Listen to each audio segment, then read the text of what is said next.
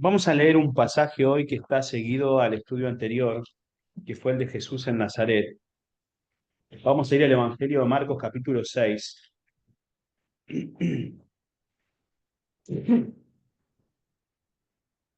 Eh, y vamos a ver cuando Jesús llama a los 12 y los manda en misión.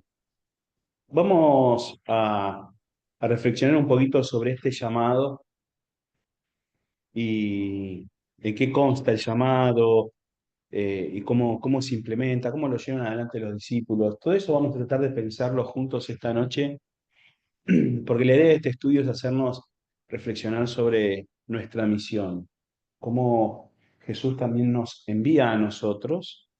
A veces vemos con mucha distancia la cuestión de los apóstoles, distancia histórica, pero también una distancia de crecimiento espiritual. Consideramos por ahí a los apóstoles muchos mejores y mayores que nosotros, y a lo mejor nosotros no nos creemos capaces de la obra que llevaron adelante los apóstoles.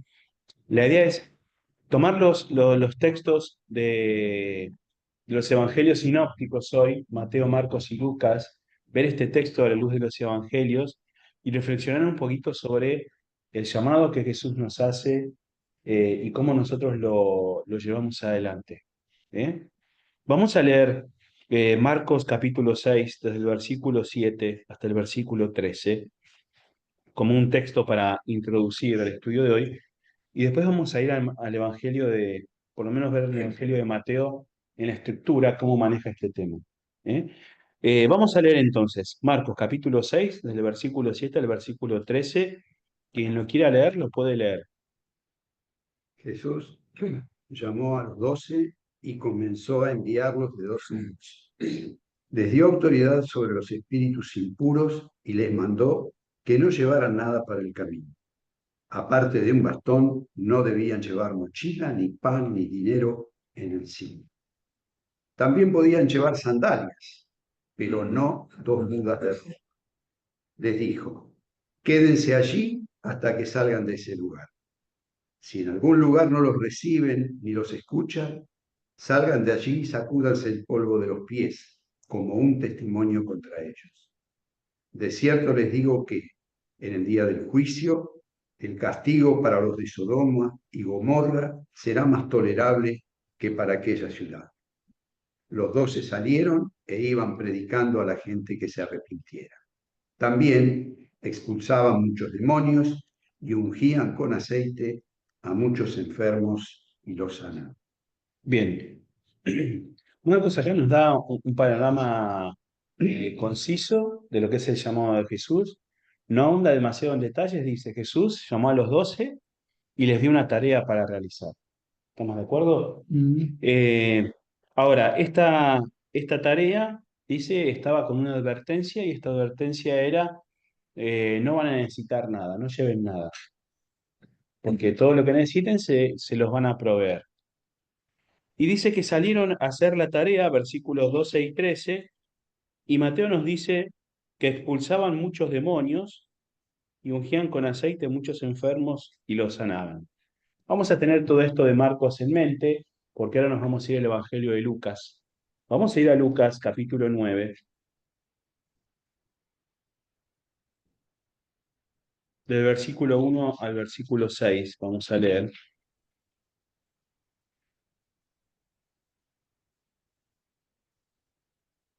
Del versículo 1 al versículo 6.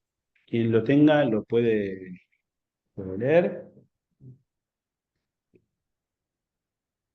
Jesús reunió a sus 12 discípulos y después de darles poder y autoridad para expulsar a todos los demonios y para sanar enfermedades, los envió a predicar en el reino de Dios y a sanar los enfermos. Les dijo: no lleven nada para el camino, ni bastón, ni mochila, ni pan, ni dinero, ni 2 túnicas. En cualquier casa donde entren, quédense allí hasta que salgan. Y si en alguna ciudad no los reciben bien, salgan de allí y sacúdanse del polvo de los pies, como un testimonio contra ellos. Los discípulos salieron y fueron por todas las aldeas y por todas las partes Anunciaba las buenas noticias y sanaban enfermos. Bien, muy bien. Un poquito más escueto que lo que nos describe Marcos, pero hay diferente énfasis. A ver si nosotros podemos darnos cuenta entre Marcos y Lucas, cuál es el énfasis que le da cada uno a la tarea de los discípulos. ¿O qué diferencias apreciás entre Marcos y Lucas? ¿Se animan a verlo? Fíjense, Marcos capítulo 6 del versículo 6 al 13 y Lucas capítulo 9 del versículo 1 al 6. Fíjense a ver qué diferencias o qué énfasis encontramos en uno y en otro. Cuando nosotros comenzábamos con estos estudios de los miércoles respecto a la lectura en armonía de los evangelios, destacábamos que los evangelistas sinópticos, que son Mateo, Marcos y Lucas, tienen diferentes énfasis que dan, ya sea porque escriben a diferentes eh, públicos, gracias, no me salía público, diferentes públicos, diferentes lectores, o ya sea porque ellos tienen un trasfondo de haber sido criados o de haber crecido, o porque el Espíritu Santo les dio para dar un énfasis. Cada uno de ellos muchas veces destaca algunos aspectos de los hechos que relatan y otros destacan otros. Con todo esto quise darles tiempo para que lean los textos, como para llenar el bache, y a ver qué diferencias se encuentran o qué énfasis se encuentran de Marcos y de Lucas. Énfasis, no sé, diferencia que lo manda de dos en dos, en un caso, ¿En dónde dice de dos en dos? Marcos, y en el otro caso no especifica. Ok. ¿Qué más? En el 8b dice, aparte de un bastón, no debían llevar mochila, ¿verdad? Bueno, y en el otro dice que tampoco tenían que llevar bastón. No lleven nada para el camino, ni bastón, ni mochila, ni pan, ni dinero, ni dos. Ni dos túnicas. Ok. Lo amplía más todavía. Es un poquito más específico, Lucas. Muy bien. ¿Qué más?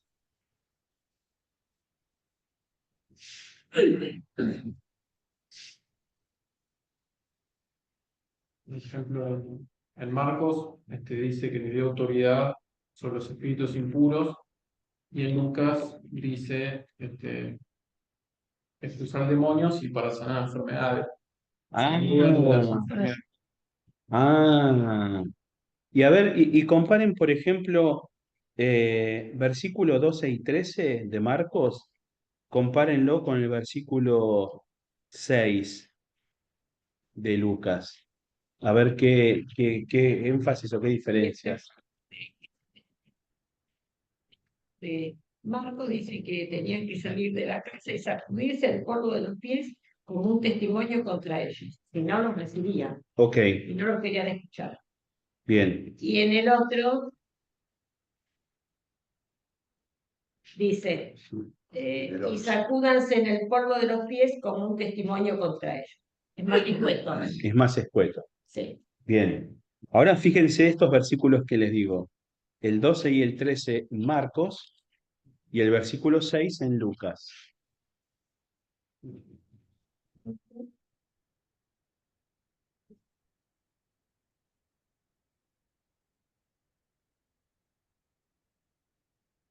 Marcos habla del arrepentimiento y en Lucas no, Ujú.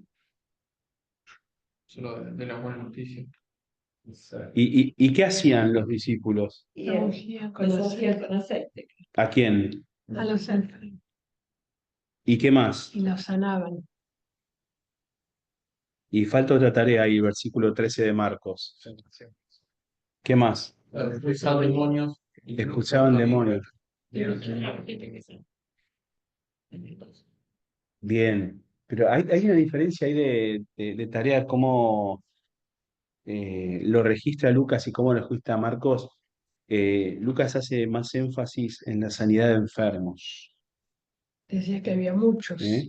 Sí, sí, claro. Eh, comienza en lo que es el versículo 1, destaca eso, que les dio autoridad para echar demonios y para sanar enfermedades. Jesús le da a los discípulos autoridad para eso. Y vemos que después los discípulos en el versículo 6 ahí de Lucas están haciendo eso, están anunciando el Evangelio, dice, y están sanando enfermos, sanaban a los enfermos. Quizá Lucas, Lucas, sí, Mariano, digo, quizá Lucas lo resalta porque le estaban sacando clientes. no, no le sacaban clientes, no, no, No, no. no. Pero Lucas tiene siempre esta visión más misericordiosa, tendiente al observar a las masas, al observar a la gente, a más a lo social. Y por ahí porque era médico. Que Claro. Marco. Claro, Eso bueno, sí. él era médico, ¿no? A él le llamaba, y aparte, él tenía otro trasfondo que, por ejemplo, tenía Mateo, que ahora vamos a ver lo de Mateo. Trasfondo. Así que cada uno veía cosas diferentes. Esto es la riqueza de la iglesia, de la diversidad que tiene la iglesia. Personas que crecen en diferentes lugares y tienen diferentes experiencias, de repente sobre un mismo hecho, pueden escribir versiones que no son contrarias, sino que son complementarias.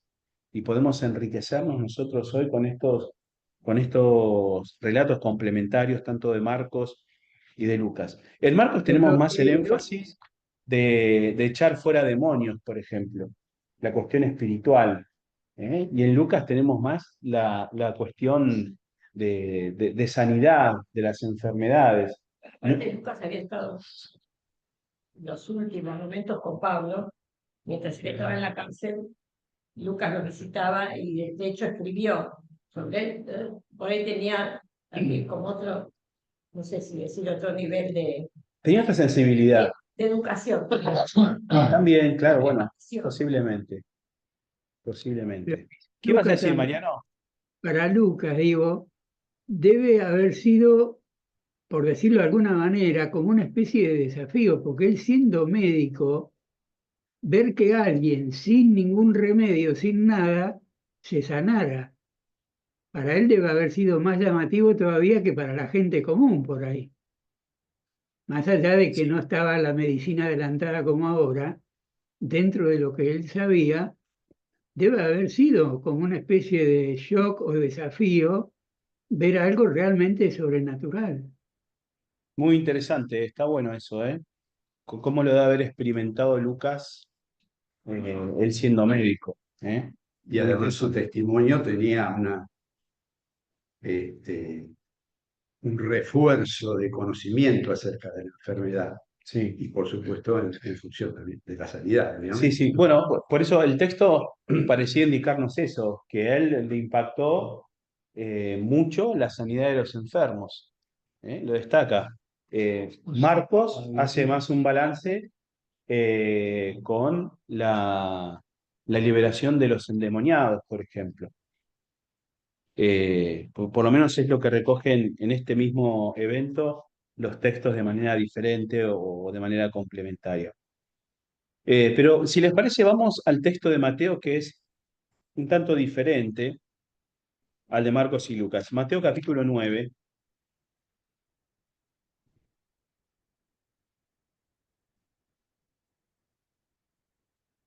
El texto de Mateo va a ser más extenso que el de Lucas y el de Marcos. Desde el versículo 35 nos comienza a relatar y comienza con una tesis, digo yo, una idea, una teoría, no una teoría, sino un problema, una problemática a abordar. Mateo 9:35 comienza a relatar y dice, Jesús les dice a los discípulos, tenemos un problema. Hay mucho trabajo y hay pocos trabajadores. Sí, La mies es mucha, y pocos son poco obrero. los obreros. ¿Eh? Y a partir de ahí nos comienza a relatar Mateo el llamamiento de los 12, que es el llamado de más obreros para la mies.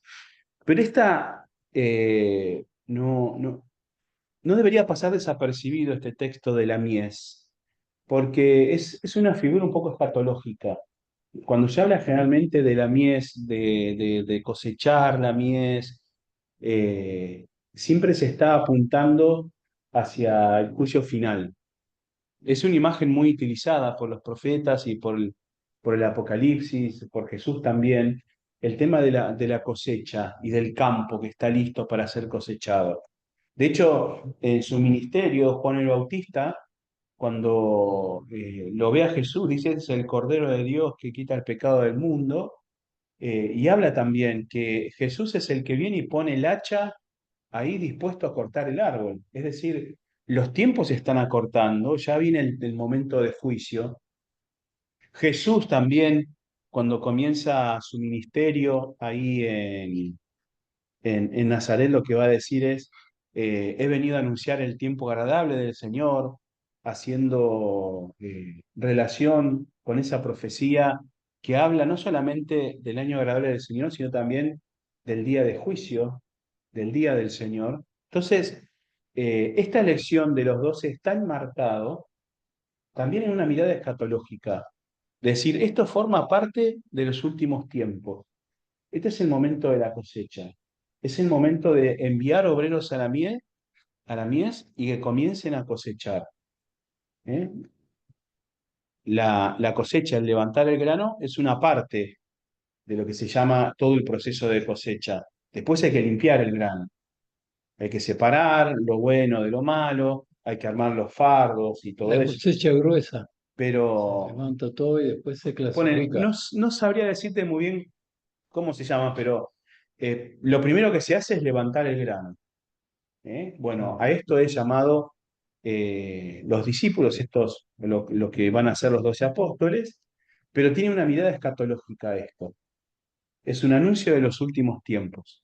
Ujú. Y Mateo hace un relato más largo que Marcos y Lucas, nos va a hablar de quiénes son los 12. Esto, en algún momento hicimos un estudio sobre los 12 y seguimos un poquito la vida de cada uno de ellos, de los 12. Pero a partir del versículo 5 hasta el versículo 15, vamos a tener el relato que hacen Marcos y que hace Lucas también. Vamos a pasar por alto este relato porque ya lo hemos leído y vamos a centrarnos en el relato siguiente, que es el del versículo 10 hasta el versículo 25. ¿Quién puede leer del 10 al 25? Capítulo 10, versículo 10 al 25. Dale. Bueno, Ni mochila para el camino, ni dos túnicas, ni calzado, ni bastón, porque el obrero es digno de su alimento. En cualquier ciudad. Perdón. no está. Mateo, capítulo 10, Sí. Sí, Sí. Ah, del versículo, perdón, por eso. no, vi mal yo. El 16, no el 10. Ah, Secciones. Sí, ok. me están fallando los anteojos. Del 16 al 25. Capítulo 10. Tengan Sí. ustedes en cuenta que lo estoy enviando como ovejas en medio de lobos. Así que sean prudentes como serpientes y sencillos como palomas. Cuídense de la gente, porque los entregarán a los tribunales y los azotarán en las sinagogas. Y por causa de mí, incluso los harán comparecer ante gobiernos y reyes, para que den testimonio ante ellos y ante las naciones. Pero cuando ustedes sean entregados, no se preocupen por lo que han de decir, ni por cómo habrán de decirlo, porque en ese momento se les dará lo que tienen que decir. Por no, porque no serán ustedes los que hablen, sino que el Espíritu de su Padre hablará por ustedes. El hermano entregará la muerte al hermano, y el padre al hijo. Los hijos se levantarán contra los padres y los harán morir. Por causa de mi nombre, todo el mundo los odiará, pero el que resista hasta el fin será salvado. Cuando los persigan en una ciudad, huyan a otra, porque de cierto les digo que no terminarán de recorrer todas las ciudades de Israel antes que venga el Hijo del Hombre. El discípulo no es más que su maestro, ni el siervo más que su señor. Al discípulo debe bastarle con ser como su maestro, y al siervo como su señor. Si al dueño de la casa lo han llamado Belcebú, ¿cuánto más a los de su familia? Bien. Acá tenemos entonces un relato de parte de Mateo que es un poquito diferente o muy diferente a Marcos y a Lucas, porque nos da advertencias sobre cómo van a reaccionar a la obra de los discípulos. Si nosotros vemos el relato de Lucas, el relato de Marcos, nos habla de que estaba todo bien con los discípulos, de que iban y predicaban el Evangelio y sanaban a los enfermos y echaban fuera demonios. Pero Mateo acá le agrega a ese relato también las advertencias que Jesús les hace a sus discípulos de lo difícil que va a ser esa tarea. Cuando nosotros después miramos a través de lo que se llama la tradición histórica de la iglesia, vemos que cada uno de los discípulos sufrieron estas persecuciones. Todos los discípulos, o casi todos los discípulos, murieron martirizados, es decir, asesinados por causa del Evangelio. Cada uno de ellos, salvo Juan, que dice la tradición, murió ya de grande en Patmos, dicen. Eh, pero esto que Jesús le está hablando a los discípulos tiene una connotación también, como decía antes, escatológica, es decir, forma parte de los últimos tiempos. Por lo tanto, también es un llamado para la iglesia.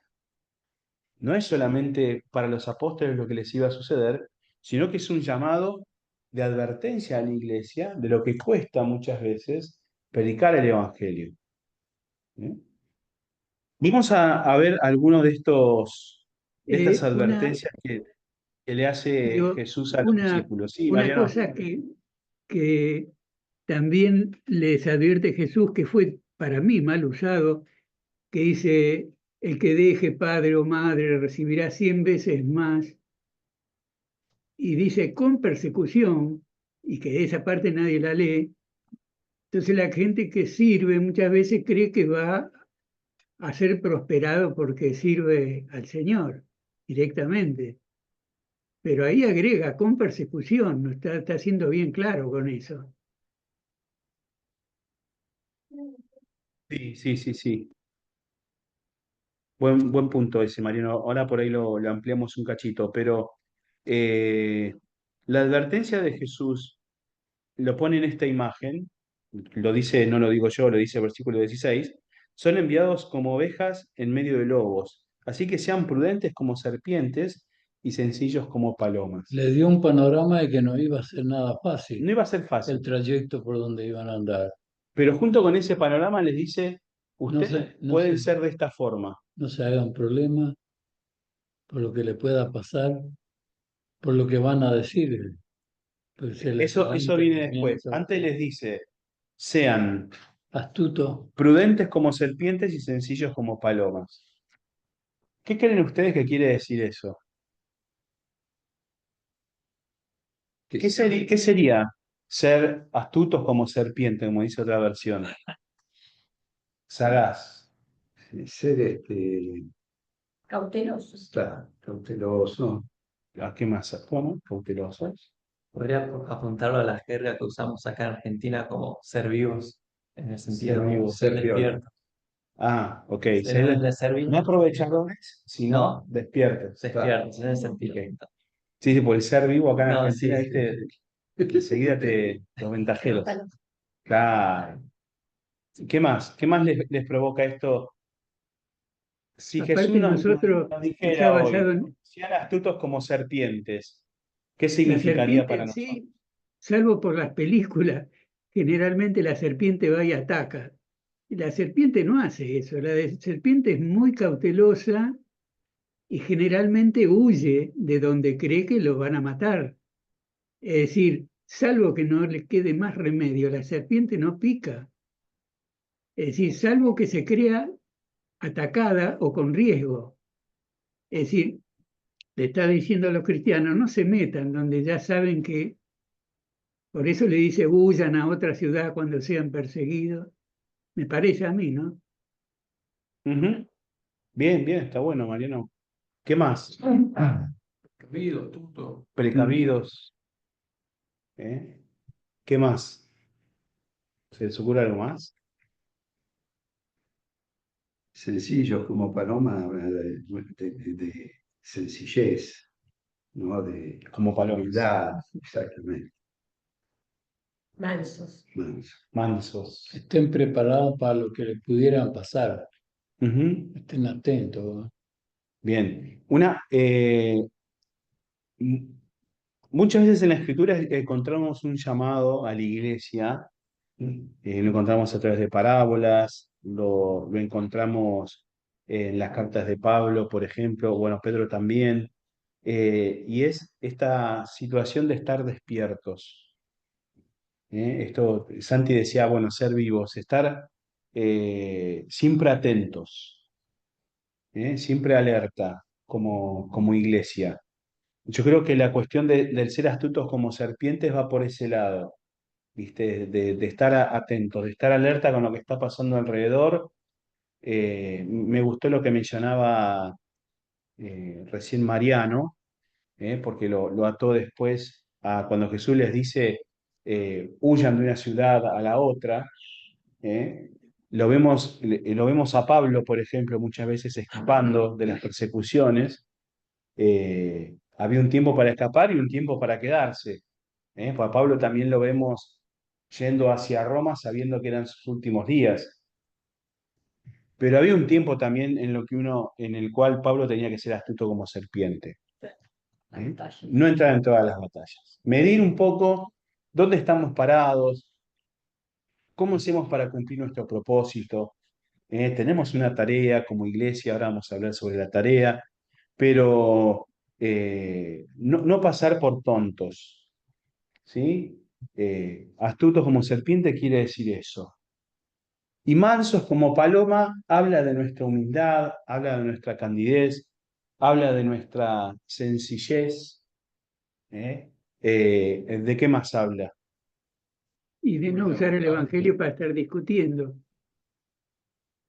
¿Cómo, De Fede? la bondad, de no actuar con malicia. No actuar con malicia, no usar el Evangelio para estar discutiendo, decías, Mariano. Sí. Ok, está bueno. ¿Qué más? ¿Qué más se les ocurre? El amor.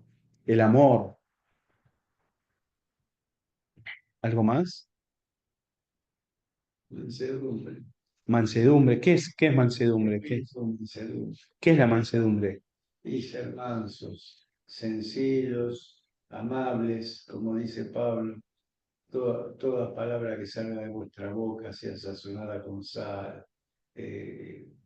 graciosa para los oyentes, etcétera, ¿no?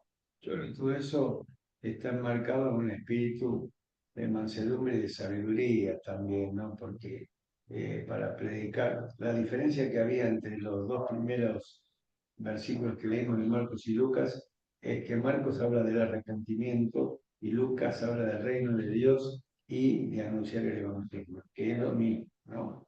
Es decir, estar preparados para presentar defensa, como dice Pedro, en mansedumbre de la razón de la esperanza que tenemos. ¿Y por qué vamos a ser perseguidos o por qué iban a ser martirizados? Simplemente porque el mundo está en tinieblas y las tinieblas aborrecen a la luz.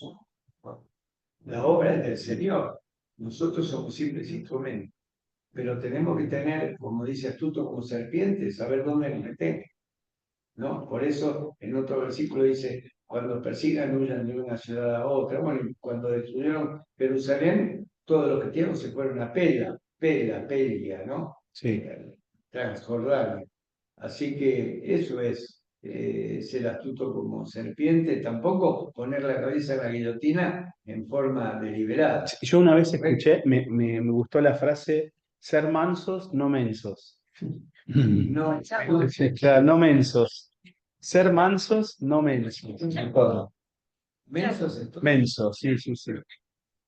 Bien, ¿No? por eso tiene que haber un espíritu de sabiduría. Hoy tuve la ocasión de hablar frente a dos abogados y les metí la tapa.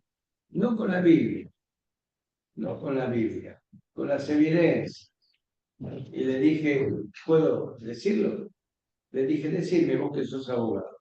Cuando un juez golpea el martillo y condena a un culpable por asesinato, ¿Lo vio cometiendo el crimen? No. ¿Por qué lo condena?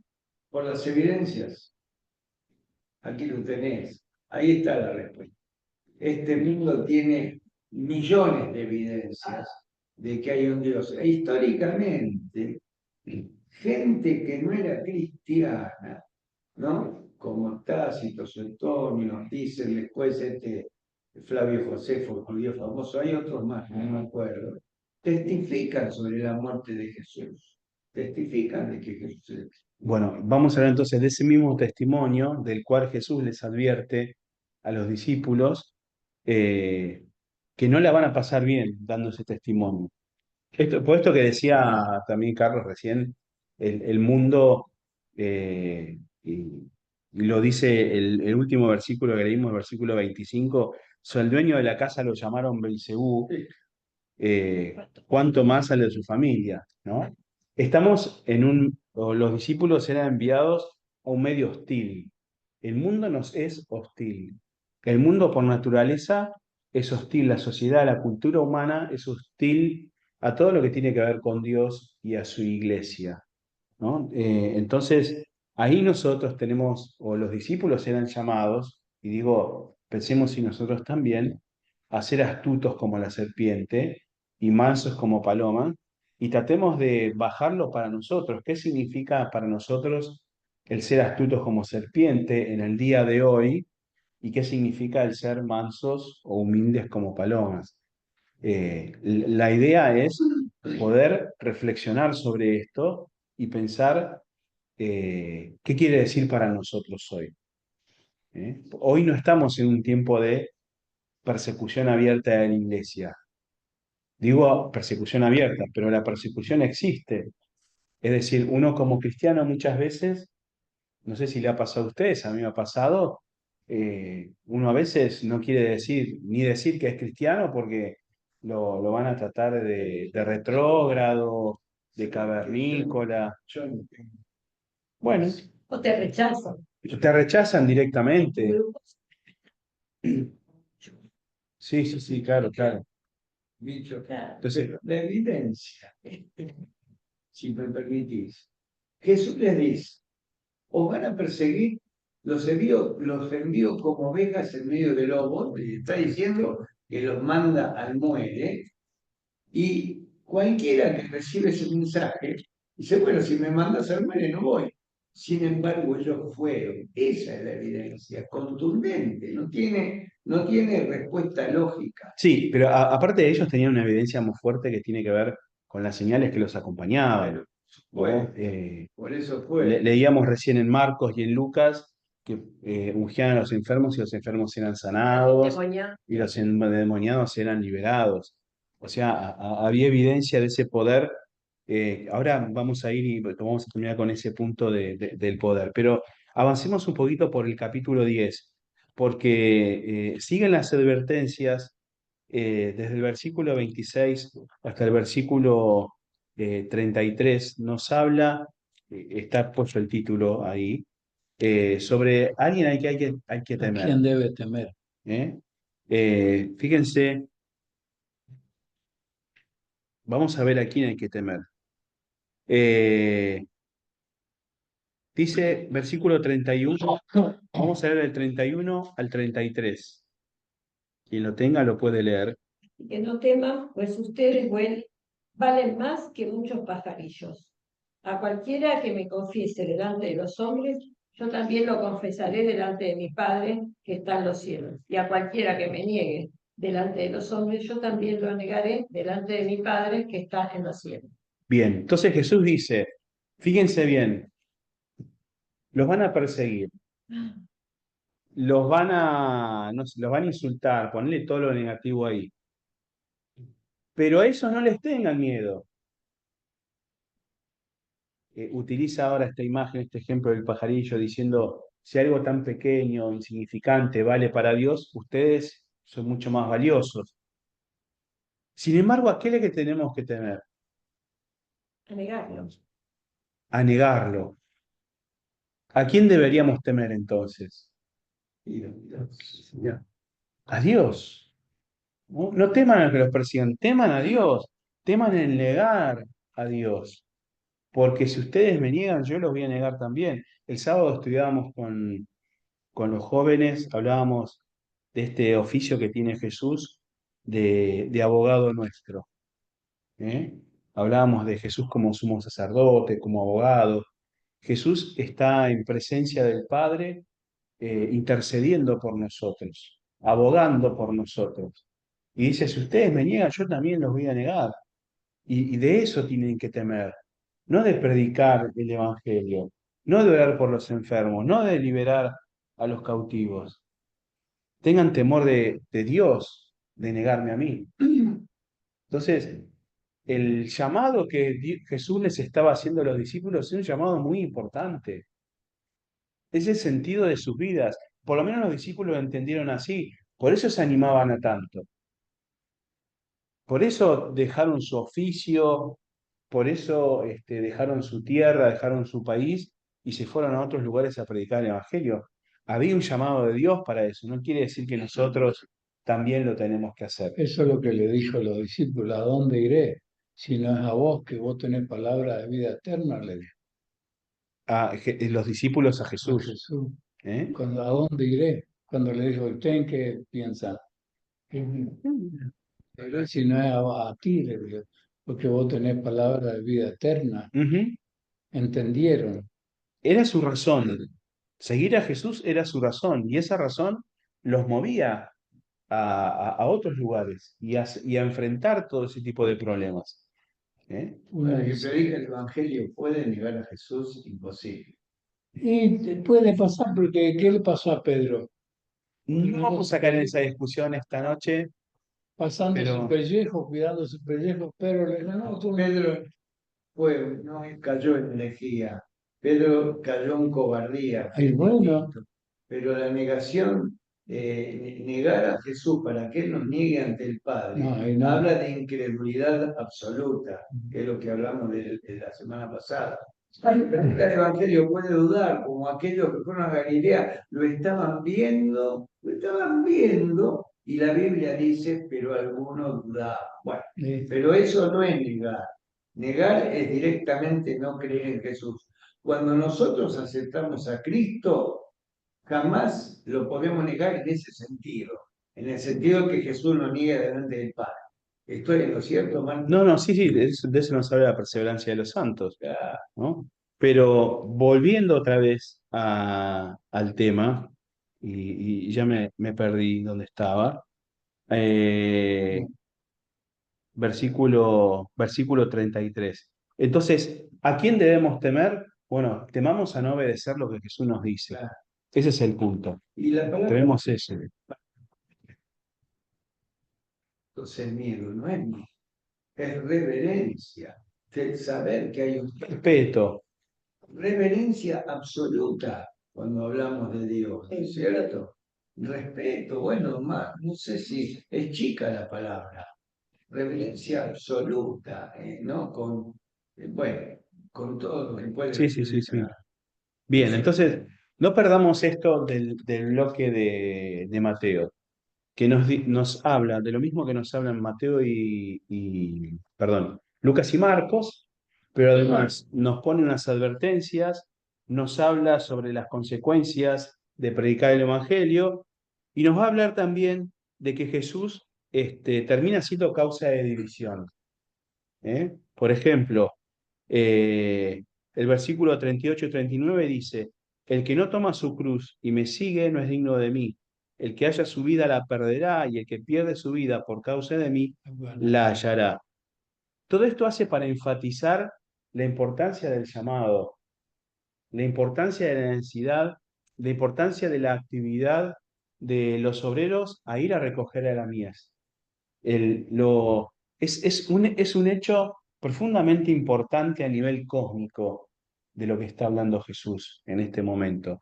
Por eso insiste con estas imágenes, por eso insiste con estas palabras, diciendo, en realidad ustedes teman no obedecer a Dios. Fíjense que si ustedes no dejan todo y me siguen, no vale la pena. O como dice este último versículo, el que haya su vida la perderá, o el que quiera ganar su vida la perderá, pero el que pierda su vida por mi causa tendrá la vida eterna. Estas son cuestiones como muy importantes y nos deberían interesar a nosotros como iglesia. Hoy hablábamos con los que van a ser diáconos sobre la misión de la iglesia y cómo nos organizábamos para eso. Y decíamos, la misión principal de la iglesia es predicar el Evangelio. Y por ahí a mí se me dispara la pregunta y digo, bueno, ¿y como congregación cómo estamos cumpliendo con ese deber? ¿De qué manera, de qué formas estamos encarando la predicación del Evangelio? Lo hacemos de muchas formas, pero digo, cada uno de nosotros en nuestra participación, ¿cómo estamos obedeciendo como cristianos a este llamado que Jesús le hace a la iglesia? Porque después vamos a ver que este llamado después se repite a la iglesia cuando Jesús va a ascender, que es lo que llamamos después la Gran Comisión. Eh, ¿Cómo lo estamos cumpliendo nosotros? ¿Eh? Con No voy a respecto a, extenderme. Sí, sí, no Mariano. quería comentar simplemente con respecto a eso que vos hablaste de lo cósmico, también cuando Jesús le dice, no teman a los que pueden matar el cuerpo y después nada pueden hacer, Sí, sino a Dios, porque después de esto hay otra cosa, ¿no? Les está advirtiendo, ya no es algo simplemente se murió y terminó, sino que está hablando de un más allá. Es decir, sí, por un sí. lado, está hablando de, hay algo más, no queda en esto, no se Es asusten, que no es fácil. la tarea del anuncio del reino, de la predicación del evangelio, es una tarea trascendental, es una tarea que nos trasciende a nosotros, tiene implicancias trascendentales. Eh, Recién mencionábamos uno de los pasajes que dice, no se preocupen qué van a hablar porque el Espíritu Santo o el Espíritu de mi Padre les va a dar que hablar. Es decir, no es una tarea nuestra, no es una tarea que está atada también a nuestras limitaciones, sino que lo hacemos esto en la autoridad del Hijo, en la autoridad de Jesús. ¿Eh? Eh, lo leíamos recién en Lucas, lo leíamos recién en Marcos, donde Jesús le daba autoridad, le delegaba autoridad a los discípulos para poder actuar. Y así Jesús le da autoridad a la iglesia. Nosotros como hijos e hijas de Dios tenemos autoridad para en el nombre de Jesús hacer esas cosas. No lo hacemos por nosotros, no lo hacemos para nosotros. Cuando predicamos el Evangelio, por ejemplo, cuando nos ponemos con la mesa de oración un sábado a la mañana en la esquina, no lo hacemos para nosotros, no lo hacemos para que haya más gente en la iglesia. Lo hacemos para glorificar a Dios y para predicar su Evangelio, independientemente de la respuesta de la gente. Y eso lo hemos hablado antes de salir a evangelizar. Estamos haciendo una declaración profética acá, estamos glorificando a Dios. Y después Dios, cuando esas cosas se dan, después Él agrega a personas a su iglesia. Eso por lo menos es lo que nos marca el libro de los Hechos, que Dios añadía a quienes iban a ser salvos a su iglesia. ¿Eh? Pero esto, la base de esto, es la autoridad que Jesús le delega a sus discípulos. Nosotros somos discípulos de Jesús. Nosotros somos seguidores de Jesús. Y termina, y esto como para terminar, versículo 40 de Mateo, habla sobre, dice el título ahí chiquitito, las recompensas. Porque en definitiva, les va a decir Jesús, cuando los reciban y les escuchen ustedes, es como si me recibieran a mí. Versículo 40 al versículo 42. ¿Quién lo puede leer?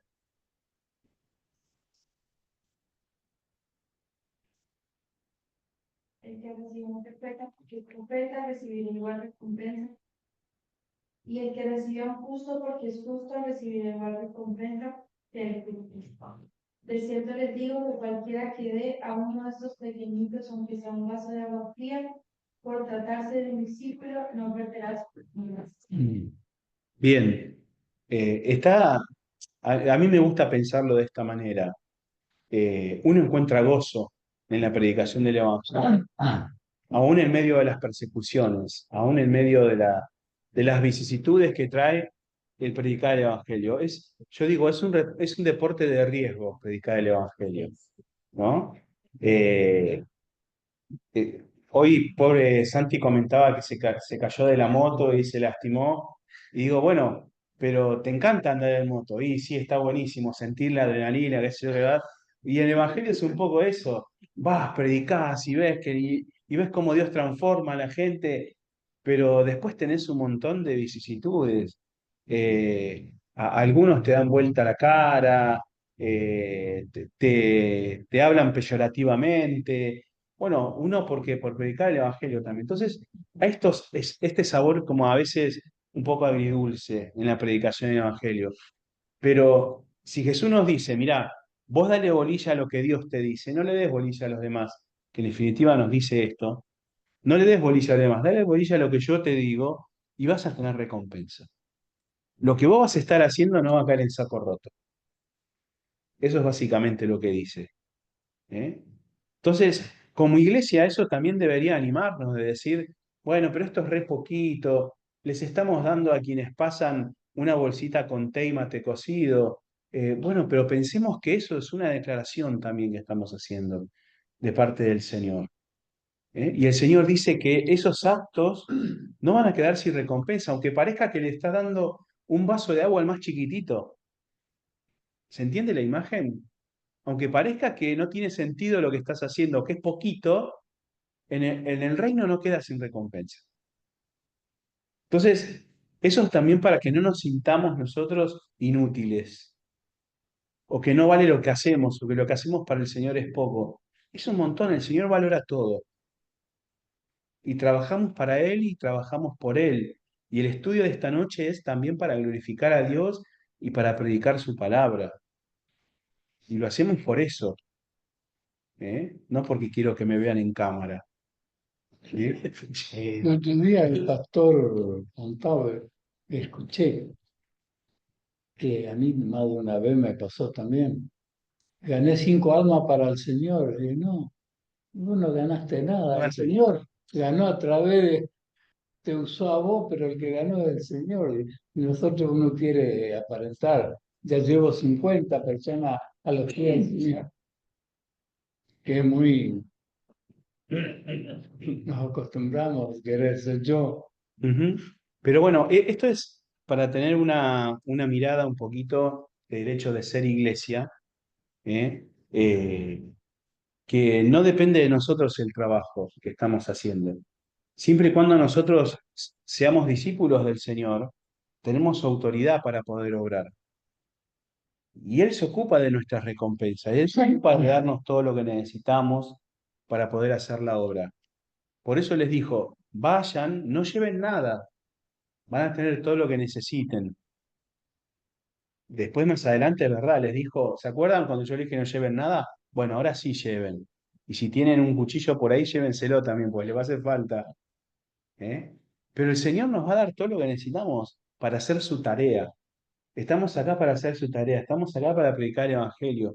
El coro que está ensayando hoy, que va a tocar el día sábado, es para cumplir con la tarea del Señor que lo estamos haciendo. No es para que vengan a visitar a la hermosa capilla que tenemos. Es para que tengamos oportunidad de predicar el Evangelio.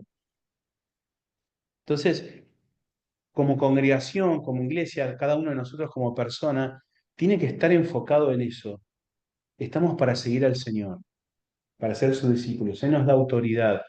Nuestra vida depende de Él. El que gane su vida la perderá, dice. Si vos pretendés seguir al Señor y hacerte rico, hacerte millonario, hacerte famoso, pasarla bien panza arriba, y sonaste, vas a tener un montón de problemas, porque no es así la vida cristiana. Entonces, eh, y cierro con esto. Les había hablado de la cuestión de escatológica del principio. Hay una urgencia en la predicación del Evangelio. Necesitamos predicar el Evangelio. Hay personas que necesitan escuchar el llamado del Evangelio. Diríamos, si fuésemos reformados, si fuésemos presbiterianos, diríamos, hay personas que están predestinadas por Dios para escuchar el Evangelio. Bueno, necesitamos predicarlo. Hay una urgencia en la predicación del Evangelio. Explicar que nosotros no sabemos quiénes son los predestinados. Claro, bueno, pero por eso Antonio es hay una necesidad. Hay una necesidad del mundo de escuchar y nosotros de predicar. No hay nadie más sobre la faz de la tierra que la iglesia para predicar el evangelio. ¿Y qué sentís, Marco, cuando, por ejemplo, te cuento un caso? A mí una vez un pastor, me dijo que él trabajaba mucho porque él quería ir al cielo. Escuchá lo que me dijo. No como cadete, sino como gerente. Él pensaba siempre en la recompensa. ¿Qué le dirías vos a una persona así? No, por ahí no, no importa lo que yo le diría, pero Que yo sé, Jesús le dice, no sé si a Ananías ahí en Damasco, porque yo le he de mostrar a este cuánto ha de sufrir por causa de mi nombre. Yo creo que no se refería solamente a la muerte que iba a sufrir, se iba a referir, se refería también a estas cosas, ¿no? De bastardear el Evangelio, sí, sí, bueno. bastardearlo y sufrir. ¿Vos qué le dirías a un pastor de una iglesia? No, yo diría, como dijo Pablo No, yo alguna vez, me parece, yo le diría, mira, por lo que sea, el Evangelio de Cristo es predicado. Entonces, eso es lo importante. entiendo por, dice, el, Por tirar a favor, sea, por tirar a favor o por tirar en contra, sea, yo digo, seguí adelante. Ojalá llegues a gerente. ojalá que sea, Sí, por eso. Pero bueno, acá está planteado, bueno, eh, acá está planteado el tema para que nos haga pensar, sobre todo en nuestra tarea en la congregación, en nuestro servicio muchas veces, que no se ve, quizás a hermanos de la congregación, ayudas de diferente tipo, en visitarlos, en llamarlos, que esa cuestión por ahí no son tan pero que todo está observado por el Señor, todo tiene su impacto y su trascendencia en el reino, y que nosotros el poder para hacer las cosas la recibimos de Él. ¿Eh? Eh, Hablando de predicar el Evangelio, también la palabra habla acerca de la unidad de la iglesia y de la edificación de unos a otros, unos por otros, ¿sí? La palabra dice que cuando ellos vean el amor, refiriéndose a los incrédulos que existe en la congregación, que existe entre los cristianos, ellos creerán. Creo que también esa es una forma de predicar el Evangelio, bastante fuerte, según dice la palabra, para mí, ¿no? Si yo lo interpreto de esa manera. Y creo que es para que lo tengamos en cuenta, El precisamente testimonio que damos. que nos damos entre nosotros mismos, el cariño, el afecto, el acercamiento, la edificación de unos a otros. Eso es lo que la gente de afuera viene cuando llega a esta iglesia o a las demás. Es lo que ve, es lo que ve. Y por supuesto está la prédica, está todo lo demás, pero ahí hay una muestra clara del amor de Cristo, evidente, que más allá del tema de la fe y más allá, lo están viendo con sus ojos, lo están sintiendo cuando son recibidos. Creo que eso es muy, muy importante y muy Sí, sí, interesante sí, sí, es muy importante. para tener en cuenta. Sí, ahí hay dos pasajes que me gustan. El primero tiene que ver con el salmo que dice, ved cuán bueno y los hermanos juntos en armonía, es como el aceite en la mano de Aarón, bueno, porque ahí el Señor derrama su bendición, ¿no es cierto? Y el otro es Hechos capítulo 2 y Hechos capítulo 4, cuando la gente daba todo por los demás, literalmente daba todo por los demás. Y dice, y no había necesitados, no había pobres en la iglesia, porque todos repartían lo que tenían, ¿no? Y al final de ese texto, creo que es en Hechos capítulo 4, dice, y Dios añadía a la iglesia a aquellos que debían ser salvos. Creo que cuando la iglesia está en ese sentir, en ese espíritu, Dios dice, este es un buen lugar para que crezcan las personas, ¿no? Y va a ir añadiendo gente. pero nosotros tenemos que como que crear ese clima, ese ambiente.